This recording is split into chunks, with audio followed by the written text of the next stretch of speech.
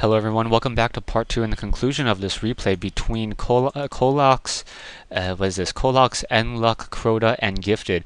Right now, just pushing in with a very strong Terran force. Marines, a couple Marauders just trying to push into this location right now. nluck, using those gateways, unfortunately did not get that warp gate research, so unable to really warp in those units as quickly as he would like. Also, a single photon cannon, slowing down the mining production or the gas production over here. I'm gonna go ahead and start up this replay once again, and we'll see how this game really turns out. Medevacs of Gifted now once again pulling back out, but this is just too much, trying to fight two places at one time.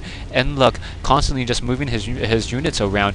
Colex down to a mere 5 SCVs at this point in the game, as these Marines are just continuing to push in right now.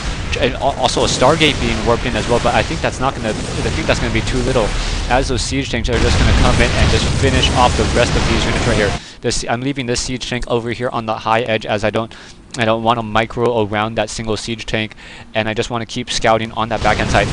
Stalker's now trying to come in. Stalker's going to be able to take down one of those siege tanks, but those unsieged siege tanks finishing off the rest of those Stalkers. Now trying to focus in, just trying to wrap up the rest of this army. And the main army force of Colex once again trying to move out. Colex in at 31/51. As soon as he comes in with more units, I know Gifted can and will push in with perhaps even more units as well, in order to try to counteract that. Siege tanks just still shooting very quickly with that extended range, dealing so much damage towards these poor nexuses and these poor probes. I just want to finish. I want to take down this nexus right now. I knew I could in fact destroy the probes, come in with the probes, and I wanted to make sure that nluck didn't have any expansions. So by destroying that nexus, it reveals that nluck will be revealed.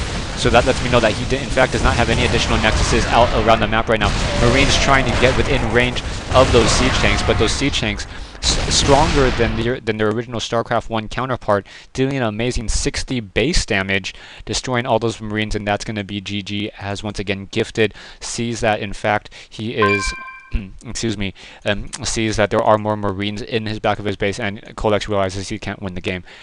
Thanks for watching, thanks for listening, and stay tuned for one more game in this 3-game series with me and Gifted.